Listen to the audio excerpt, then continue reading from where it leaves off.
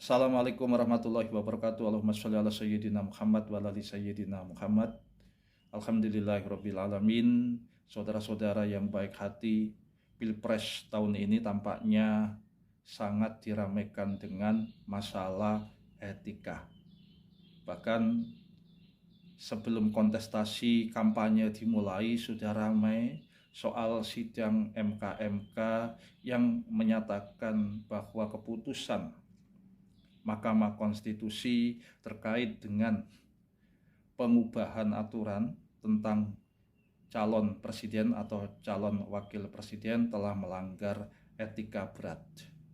Dan persoalan etika ini kemudian menjadi isu sentral dalam beberapa kali debat ya antar capres dan cawapres.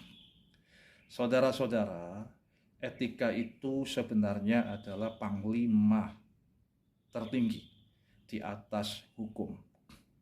Bahkan orang yang melanggar hukum itu pasti melanggar etika.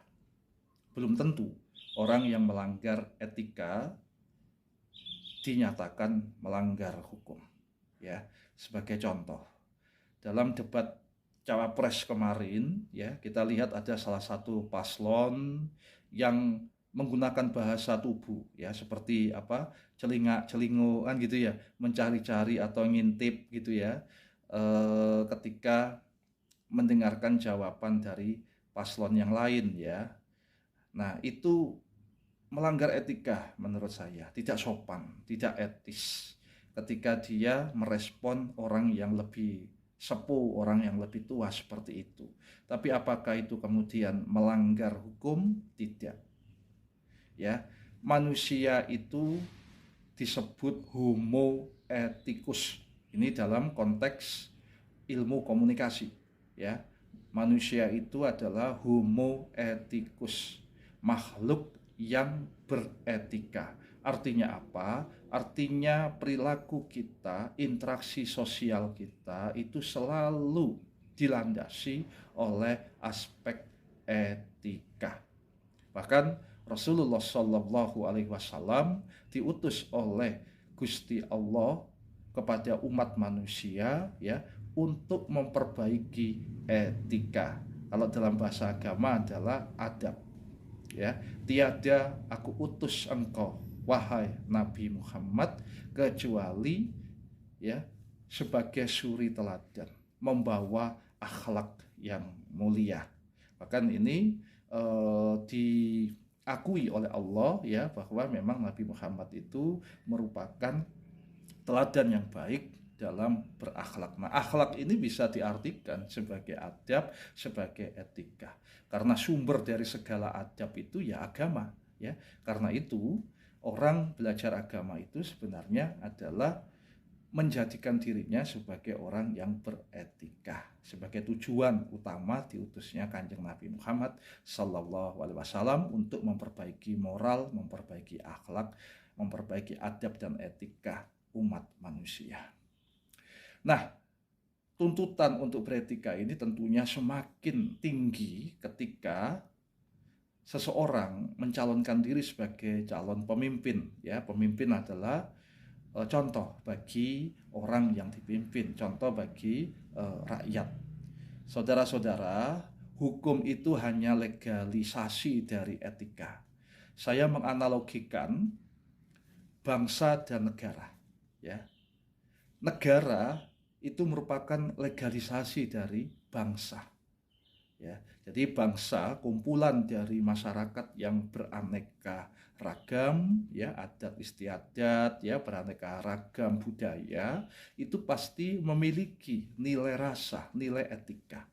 Nah, kemudian supaya indikatornya lebih jelas, ya ukurannya lebih pasti, maka ya interaksi di dalam bangsa ini kemudian diubah menjadi sebuah negara. Dibangunlah sebuah negara yang memiliki aturan-aturan yuridis yang lebih formal dan lebih memiliki kepastian.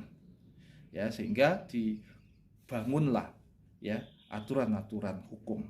Jadi aturan hukum itu dibangun dari aturan-aturan etika. Mana yang baik, mana yang tidak baik, mana yang sopan, mana yang tidak sopan. Nah, saudara-saudara, manusia itu sebagai homo ethicus juga merupakan animal symbolikum, yaitu hewan yang bersimbol. Jadi yang membedakan antara kita dengan hewan, ya mohon maaf ya, karena manusia itu ya memiliki simbol, memiliki kemampuan untuk mengolah dan menyampaikan simbol kepada manusia yang lain. Nah, simbol ini dibangun dari kegiatan yang disebut berpikir. Ya, kita memilih simbol, kita menyampaikan simbol, menggunakan simbol, ya, itu dibangun dari sebuah kegiatan yang kita sebut berpikir. Jadi berpikir adalah proses menggunakan simbol-simbol. Ya, ini kan sama ya dengan apa yang disampaikan oleh Aristoteles ya yang mengatakan bahwa manusia itu homo sapiens. Manusia itu makhluk bersimbol. Jadi manusia pasti menggunakan simbol, ya. Ini juga terkorelasi dengan apa yang disampaikan oleh pakar komunikasi ya, we cannot not communicate. Kita tidak bisa tidak berkomunikasi dan selalu berkomunikasi. Kenapa? Karena kita adalah makhluk yang selalu berpikir, makhluk yang menggunakan simbol. Sementara komunikasi adalah proses simbolik, menyampaikan simbol-simbol kepada orang lain.